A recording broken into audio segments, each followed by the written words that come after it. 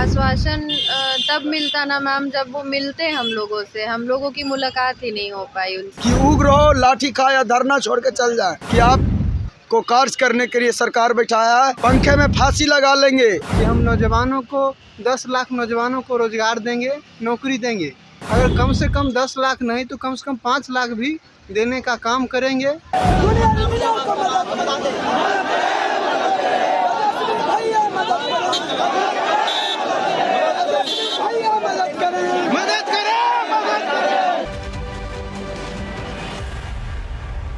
नमस्कार, मैं रोशनी। अभी हम गर्दनी बाग धरना स्थल पर हैं। कल गर्दनी बाग गए धरना स्थल से आप लोग तेजस्वी यादव जी से मिलने के लिए, क्या आश्वासन मिला? आश्वासन तब मिलता ना मैम जब वो मिलते हम लोगों से, हम लोगों की मुलाकात ही नहीं हो पाई उनसे। कल बहुत ज़्यादा भीड़ हो गया था वहाँ पे और बहुत कम समय के लिए बाहर आए, तो उनको शायद ये नहीं लगा कि जेईई अभ्यर्थियों से मिलना भी ज़रूरी हो सकता है, तो नहीं मुलाकात हो पाई हमारी उनसे। नहीं, कल मुलाकात नहीं हो पाई। आश्वासन तो नहीं मिला, और लेकिन उसके पहले तेजस्वी यादव के एक कार्यकर्ता आकर के आप लोगों से मिलकर के गए थे। क्या लगता है कि अभी संज्ञान में है आप लोगों का मामला उनके नज़र में? उनके पूरे नहीं, उनके पास संज्ञान में अभी से नहीं, बहुत पहले से है। जब सत्ता में नहीं थे तब भी उन्होंने हमारे लिए आवाज़ उठाया था, तो संज्ञान में तो उनके तब से है ये मामला। लेकिन संज्ञान में होने के बावजूद कोई एक्शन नहीं लिया जा रहा है। ये चीज़ मतलब हम लोगों को भी अभी थोड़ा बुरा लगने लगा है, क्योंकि जब वो सत्ता में नहीं थे तब हमारे लिए आवाज़ उठा रहे थे और उन्होंने ये चीज़ बोला था कि हम सड़क से सदन तक आप लोगों के साथ हैं, और उसके बाद भी हमारी ये दुर्दशा हो रही है कि हम रोड पे बैठे हुए हैं, उनको पता है, और यहाँ से उठ कर के उनसे मुलाकात करने के लिए गए, पर फिर भी उनसे मुलाकात नहीं हो पाई हमारी। ये चीज़ थोड़ा हम लोगों को लग रहा है, पर अभी भी हम यही उम्मीद कर रहे हैं कि जब सत्ता में नहीं थे तब हमारे समर्थन में थे, तो अब उनके पास पावर है, 2 गुना तेज़ी से हमारा काम कराएं। अब बहुत विलम्ब हो चुका है। यही उम्मीद कर रहे हैं और यही रिक्वेस्ट कर रहे हैं उनसे कि अब हमारे ऊपर नज़र डालें एक बार, और फिर से देखें इस चीज़ को कि हमको उनकी ज़रूरत है, और हमारे लिए खड़े होकर के हमारा काम करवाएं वो। बस यही उम्मीद कर रहे हैं। आयोग जो है आप लोगों से एक फिर से बहाने लेकर के पहुंच गई है कि फर्जीवाड़ा हो रहा है डॉक्यूमेंट वेरिफिकेशन का। इसके पहले था बहाना काउंसलिंग का। सारे बहाने ख़त्म, अब एक नया बहाना। क्या कहेंगे इस पर? ये आयोग जो है निकम्मी आयोग है। ये जो आयोग नहीं अयोग्य है, ठीक है। और ये हमेशा शुरू से ही हम लोगों को बहाना ही देते आया है, और अभी 3.5 साल प्लस हो गया है इस बहाली के निकले हुए, और अभी तक वो अभी बहाना ही बना रहा है। जब भी हम लोग मिलने जाते हैं तो बोला जाता है कि 1 महीना में रिजल्ट आएगा, तो 30 से 45 दिन में रिजल्ट आएगा, बट इतने दिन हो जाने के बावजूद भी हमारा रिजल्ट नहीं आता है। तो कहीं ना कहीं इसका जो निकम्मीपना है वो दिखता है।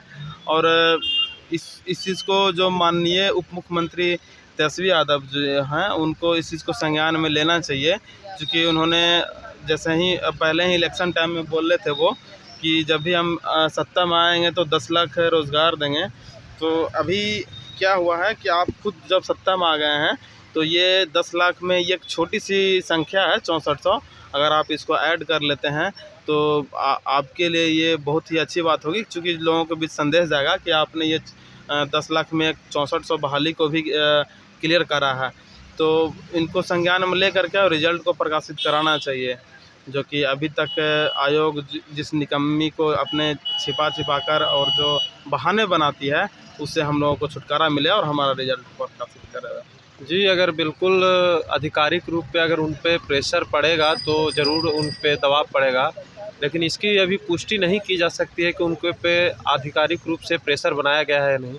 ये उनके द्वारा मीडिया में स्टेटमेंट है, और ऑफिशियल सोर्सेज से तो के पास ये चीज़ गई है या नहीं ये कुछ कहा नहीं जा सकता। मीडिया में स्टेटमेंट उनके द्वारा दिया गया है कि नहीं, ये कंफर्म नहीं है, ये मीडिया का स्टेटमेंट है, ना कि आधिकारिक रूप से स्टेटमेंट दिया गया है। दूसरी बात यह है कि जब आयोग अपने रिजल्ट को लेके इतना लतीफ़ रवैया अपना रही है, उसमें अभी वेरिफिकेशन का मैटर है, जो नया काउंसलिंग हुआ है उन छात्रों का वेरिफिकेशन का मैटर है, तो उस काम को भी अभी तक स्टार्ट नहीं किया गया है, जबकि काउंसलिंग मतलब 11 तारीख को ही ख़त्म हो चुका है। और आज हो चुका है 28 तारीख। तो 17 दिनों में उन्होंने कोई भी अभी तक कार्य नहीं स्टार्ट किया है। हम लोग को रिजल्ट का बार बार आश्वासन दिया जाता है कि 1 महीने में दे देंगे, 1.5 महीने में दे देंगे, 2 महीने में दे देंगे, और वो जब जाते हैं तब हर 2 महीने के बाद एक नया डेट दे देते हैं कि 1.5 महीने बाद, 2 महीने बाद। आखिर कितने दिनों का महीना इन अधिकारियों के लिए होता है? हम लोग के लिए तो 30 दिन का स्टैंडर्ड महीना होता है, बहुत लोगों के लिए स्टैंडर्ड महीना होता है 28 दिन। हाँ, इन लोगों के लिए 3.5 साल का महीना होता है। बार बार महीने भर में दे रहे हैं, महीने भर में दे रहे हैं करके बरगलाते हैं। जांच का कोई खास मुद्दा नहीं है। जो भी त्रुटियां थी उसको 4 महीनों के भीतर क्लियर कर लिया जा चुका है, इसमें कोई समस्या नहीं। अब नए लोगों का जो काउंसलिंग कराया गया है उन सभी लोगों का वेरिफिकेशन भी कराया जा रहा है, जबकि उसकी आवश्यकता नहीं है। ऐसा तो नहीं है कि जितने लोगों का काउंसलिंग कराया गया है सभी लोग मेरिट लिस्ट में आ रहे हैं। जो लोग कट ऑफ के आसपास हैं या फिर थोड़ा कट ऑफ से नीचे भी है, उन छात्रों का ही वेरिफिकेशन कराए, कम से कम छात्रों का वेरिफिकेशन कराए। तो आयोग अपना लेट लतीफ़ रवैया अपनाने के लिए जानबूझ के झूठ सच वेरिफिकेशन का बहाना दे रही है। तो कभी कह रही है कि मेरे पास ये नहीं है तो वो नहीं है, अभी तक फाइल नहीं भेजी है वेरिफिकेशन के लिए। बगल में ही एसबीटी है, अभी तक एक भी फाइल नहीं गया है वेरिफिकेशन के लिए। और किस आधार पे हम लोग ये भरोसा करें कि जो सत्ता में जो लोग हैं उनके द्वारा जो आश्वासन दिया जा रहा है कि हम जल्द करेंगे, किस प्रकार से हम ये माने कि ये उन पे प्रेशर है? ज़रा सा भी प्रेशर है। अगर उन पे वास्तविक में कोई प्रेशर होता तो वो काम करते तो दिखता हम लोग को भी कि वेरिफिकेशन का काम तेज़ी से किया जा रहा है। अभी के रवैया के अनुसार तो हमें यही लग रहा है कि जो भी अभी तक बोला गया है वो सिर्फ मीडिया का ही स्टेटमेंट है। अभी कोई ग्राउंड स्तर पे कोई काम नहीं चालू किया गया। धन्यवाद। क्या कहेंगे आयोग के रवैये को? आयोग बनती जा रही है। देखिए, आयोग का रवैया यही है कि बार बार नौटंकी करना। अब ये चीज़ देखिए कि आप हमेशा बहानेबाजी। अब भाई, अब आपके पास दिक्कत क्या है? और जब आपको जो गवर्नमेंट की कुछ प्रक्रिया थी काउंसलिंग करवाना, अब तो वो भी कंप्लीट होगा, वो भी 11 को ही। और 11 से आज तक आपने क्या किया? और हम लोग यहाँ बैठे हुए हैं और बार बार इनको जब जाते हैं उनके पास तो बार बार हमें अनुशंसा दे करके यही कि काम हो रहा है। भाई, क्या काम हो रहा है? जब आपने एक बार रिजल्ट दे दिया, इनको साइड पर से हटा लिया, तो कुछ बच्चा काउंसलिंग कराना था वो भी आपने कर लिया। फिर आप कौन सी ऐसी दिक्कतें आ रही है जो आप रिजल्ट प्रकाशन करने में इतनी देरी हो रही है? अगर देरी हो रही है, अगर बीच में कुछ ऐसा बाधाएं हैं तो उन पर कार्रवाई करनी चाहिए। आखिर बीच में आता कौन है? कोई ना कोई है ऐसा जो बहाली को फंसाने की कोशिश कर रही है। अगर कर रही है तो उन पर कार्रवाई किया जाए। अगर लगता है कि हम लोग गलत है तो हम लोगों में अगर कोई गलत, अगर मैं गलत हूँ तो हम पे खुद कार्रवाई किया जाए। बिहार तकनीकी सेवा आयोग ये हम लोग के कितना साल और रोड पे बैठाएगी? अभी तो हाफ सेंचुरी मार चुके हैं।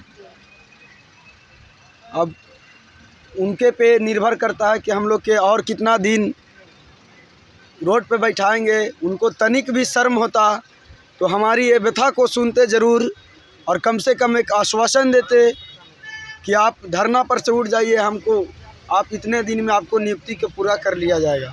लेकिन वो भी नहीं कर रहे हैं। इतना संवेदनशील हो गई है ये बिहार तकनीकी सेवा आयोग, बिल्कुल। और क्या कहें, इनका काम बार बार एक ही बहाना है कि हम वेरिफिकेशन कर रहे हैं। साहब, वेरिफिकेशन करने में आपको 3.5 साल लग गया। हमसे दुगनी बहाली एनएम जीएनएम की थी, डॉक्टर के था, एमबीबीएस के था, जिसको यूक्रेन का डिग्री रहता, अमेरिका का डिग्री रहता, उसको आप वेरिफिकेशन 2 महीना में करके नियुक्ति पत्र दे देते हैं। और हम लोग जो मैक्सिमम बच्चे बिहार के हैं, कुछ ही बच्चे बाहर से डिग्री लाए हैं जो भारतीय ही के दूसरे राज्य का है, उसको आप सर्टिफिकेट जांच करने में 3.5 साल ले रहे हैं। और जो यूक्रेन से डिग्री आई है, अमेरिका से डिग्री आई है और विभिन्न देशों से डिग्री आई है, उसको आप जांच 2 महीना में कर दे रहे हैं। इसी से आपकी कार्यशैली पे और जो 2 रंगा नीति अपना रहे हैं, इससे आपकी पता चल जा रहा है कि आप हमारे साथ क्या खेला खेल रहे हैं। इसलिए साहब, हम लोग बहुत मजबूर हैं। 50 दिन कोई छोटी मोटी दिन नहीं है। आप हमारी बात को अभी भी समझे, नहीं तो हम लोग बहुत जल्द अपनी इस आंदोलन को दूसरे रूप में मोड़ देंगे। तो आप कहिएगा कि आप उग्र हो गए हैं, आप छात्र नहीं हैं, आप उपद्रवी हैं, लेकिन वो सब हम बनना नहीं चाहते हैं। इसलिए आप जल्द से जल्द हमारी समस्या को निराकरण करें, नहीं तो साहब हम भी वही बिहार के बच्चे हैं, हमें भी ट्रेन जलाना आता है लेकिन वो जलाएंगे नहीं। आप मजबूर कर रहे हैं कि आप ट्रेन जलाइए, आप मजबूर कर रहे हैं कि रोड पे आइए, आप मजबूर कर रहे हैं कि गाड़ी में आग लगाइए, आप मजबूर कर रहे हैं कि केरोसिन से पिटाइए, लेकिन साहब हम वो नहीं करने वाले हैं। हम और भी तरीका जानते हैं, लेकिन हम लोग उग्र नहीं हो गए। आप चाह रहे हैं कि उग्र हो, लाठी खा या धरना छोड़ के चल जाए, लेकिन हम लोग यहीं मर जाएंगे सर, पंखे में फांसी लगा लेंगे, लेकिन हम उग्र नहीं होंगे। और आपसे ये हम कह के जा रहे हैं, कह रहे हैं, बार बार कह रहे हैं कि आपको कार्य करने के लिए सरकार बैठाया है और आपको कार्य करना होगा। आज करिए या कल करिए और करवा के ही जाएंगे, ये मानेंगे नहीं। देखिए, हमारी जो मांग है नौजवानों को, आज बिहार के सरकार को सुनना चाहिए, लेकिन दुर्भाग्य है कि बिहार में 17 सालों से बिहार के माननीय मुख्यमंत्री नीतीश कुमार जी सत्ता में, लेकिन आज बिहार के नौजवानों के प्रति कुछ सोच नहीं रहे हैं, क्योंकि उनको चिंता केवल अपना कुर्सी बचाने का है। और उन्होंने 2005 से लेकर 2010 तक विकास का काम किए, नौजवानों के हित का काम किए, लेकिन 2005 के बाद इन्होंने केवल कुर्सी बचाने का काम किए। और आज बिहार में आज देख लीजिए, स्थिति चौपट होते जा रहा है, हर जगह भ्रष्टाचारियों का बोलबाला है, आज नौजवानों को कहीं सुना नहीं जाता है। तो ये बहुत ही दुर्भाग्य की बात है। और माननीय तेजस्वी प्रसाद यादव जी उप मुख्यमंत्री बने हैं और वो 2020 के विधानसभा चुनाव में कहे थे कि हम नौजवानों को 10 लाख नौजवानों को रोज़गार देंगे, नौकरी देंगे, और वो उप मुख्यमंत्री बने हैं। और हम लोग को उम्मीद है अगर कम से कम 10 लाख नहीं तो कम से कम 5 लाख भी देने का काम करेंगे, लेकिन यहाँ सुना नहीं जा रहा है। ये बहुत ही दुर्भाग्य की बात है और हम लोग छात्र के साथ हैं।